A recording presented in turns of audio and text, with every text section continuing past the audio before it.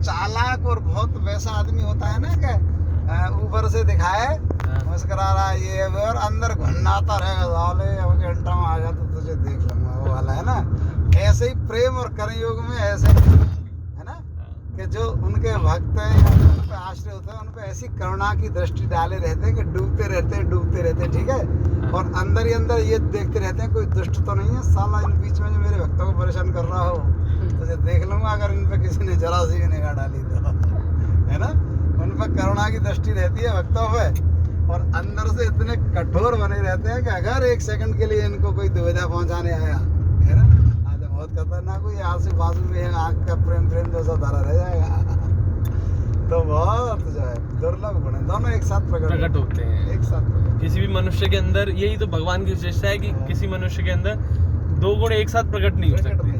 और भगवान ने ना भगवत्ता अधिक दिखाई है ना, इसलिए कृष्ण में ही सब देखते हैं। ये सब भगवानों में, सारे अवतार में भगवान का गुण है तो भगवान के सब अवतार में होंगे ही, लेकिन क्योंकि कृष्ण ने भगवत्ता प्रदर्शित की है प्रायः, इसलिए भगवान कृष्ण का ही नाम लिया जाता है उनमें एक गुण।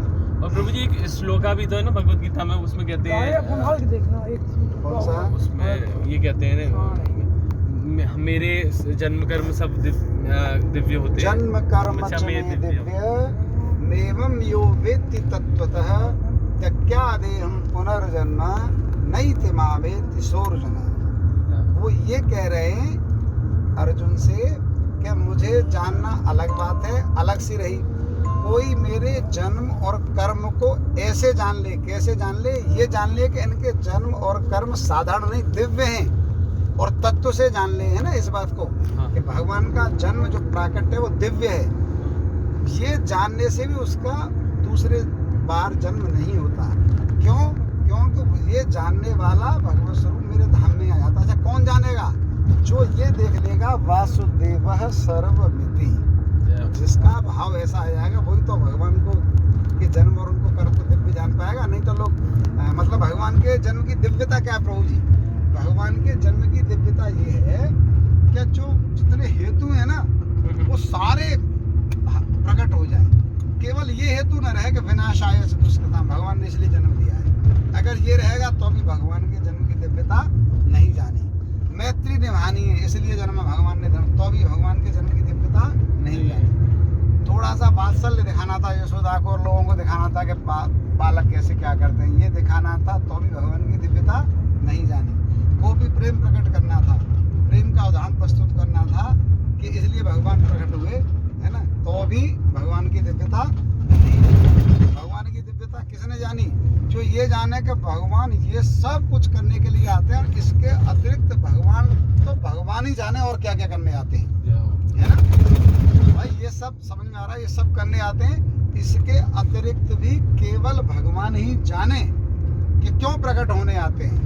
भगवान के अतिरिक्त कोई नहीं जान सकता कि क्यों प्रकट होने आते हैं। इस दिव्यता को जो जान जाएगा, भाव से जिसका भाव पुष्ट हो जाएगा, है ना, वो भगवत स्वरूप हो जाएगा, वो भगवत धाम में चला जाएगा, है ना।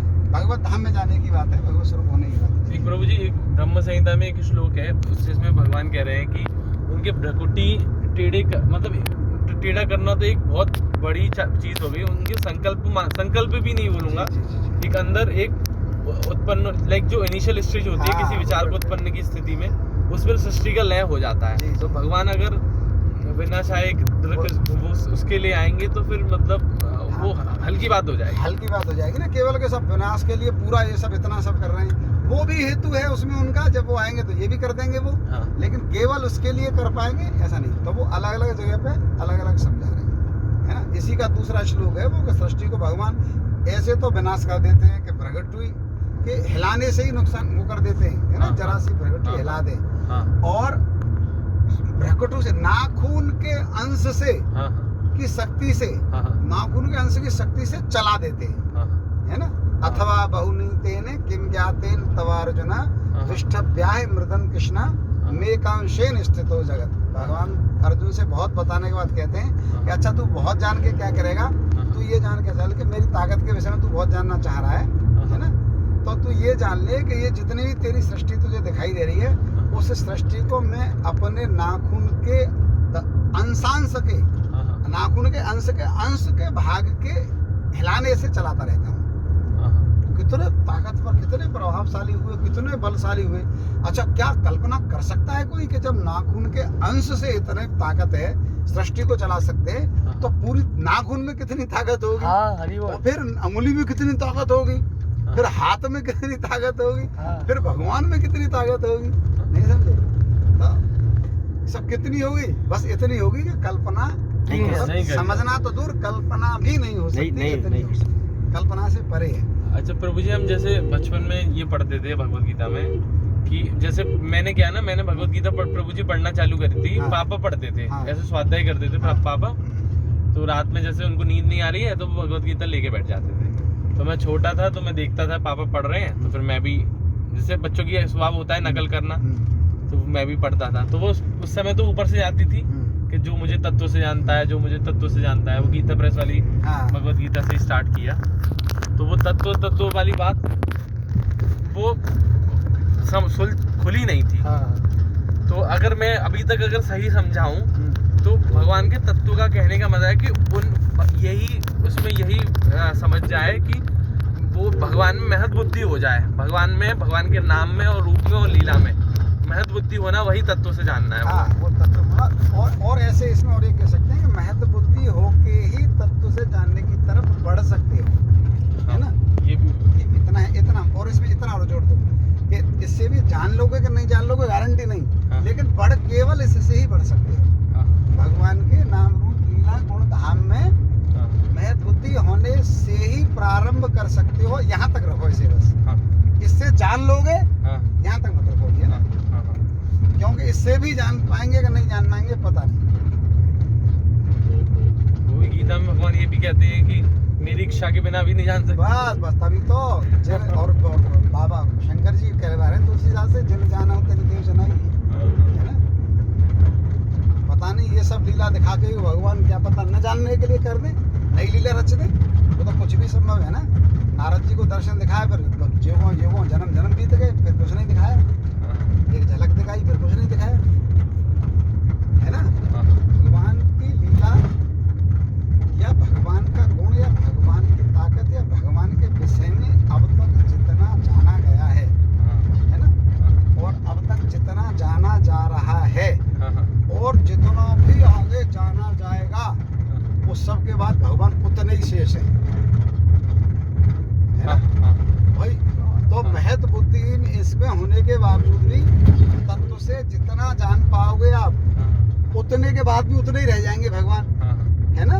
तो पता नहीं पूरे जान पाए कि नहीं, जब हम कैसे मान लें हम तत्व से जानेंगे पूरा। सही बात। इसलिए इसको भी भगवान पे छोड़, मतलब पूरा ही भगवान पे छोड़ना। कि हमें लगता है कि इससे प्रेम बढ़ रहा है आपके विषय में जानने का, और आपके विषय में जान कर हर्ष हो रहा है, आनंद आ रहा है ना? तो हो सकता है यही भगवान तत्व से जानना हो, लेकिन कितना जान पाए, जितना तुम जनवा दोगे, यहाँ तक की बात है बस।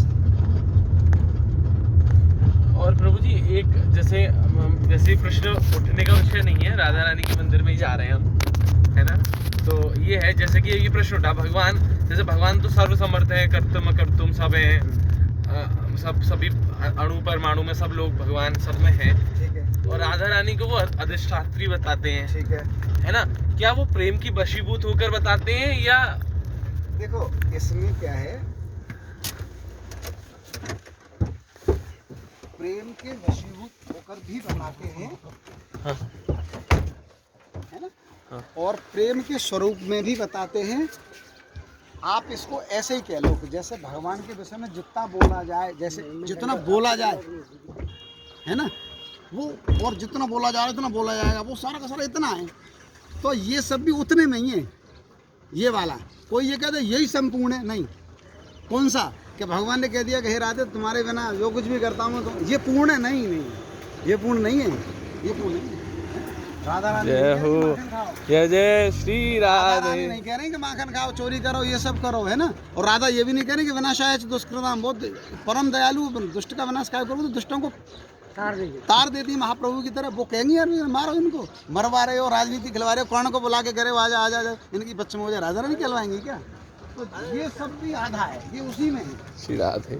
अब ये यही मैं आपसे कहता हूँ ना, यही थोड़ी सी दिक्कत होती है कि भगवान को संप्रदाय तक जो सीमित किया है, वो संप्रदाय से परे का विषय है। है ना। अच्छा किया क्यों हाँ। कि गौड़ी ये कहले उन्होंने राधा रानी रूट हमारे गई महा आपने कहीं समझिए, जैसे यहाँ आ जाओ, इस्कॉन पे आ जाओ। हाँ इस्कॉन के जो संस्थापकाचार्य थे नारायण गोस्वामी जी के हाँ प्रभुपाद जी। प्रभुपाद जी, हाँ। प्रभुपाद जी ने सूत्र क्यों दिया? उन्होंने ये दिया कि ऐसे बिरले ही होते हैं कि इधर उधर सारे इस तत्व, जैसे हम लोग जो चर्चा कर रहे हैं ये बिरले होते हैं, जैसे ये चर्चा करें कि हट के संप्रदाय से, तो ये चर्चा नहीं करेंगे तो भ्रमित हो जाएंगे, इसलिए संप्रदाय पे बांध दिया, अच्छा। है ना। हाँ। एक संप्रदाय के मार्ग से चलते चलते चलते चलते बात आ जाएगी, साहब गौड़ी जाओ तो गौड़ी बने रहो, जो गौड़ी परंपरा है उनके थ्रू भगवान की भक्ति करो तो भगवान मिल जाएंगे। सहज ये बिल्कुल सही है, इतनी बात बिल्कुल सही है, लेकिन भगवान यहीं तक है, यहाँ के आगे नहीं है और नहीं मिलेंगे ऐसा नहीं है। तो दोनों बातें होगी ना, इसका खंडन भी नहीं है और ये बात भी सही है। राधे राधे। तो राधा रानी वाली जो बात है कि सब लोग कहते हैं ना, जैसे एक सूत्र है, एक हमारी शिष्य ही है, वो स्कूल में टीचर है उसके, तो वो ऐसे ही बहुत चर्चा करती है, उसके मोबाइल पर वो होता ना नंबर, तो नंबर को क्लिक करते उसकी दीजिए तो उसमें लिखा आया कि राधा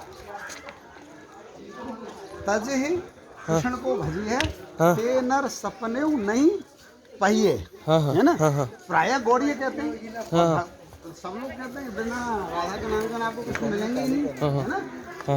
पूरी बात नहीं है ना, बहुतों को मिले।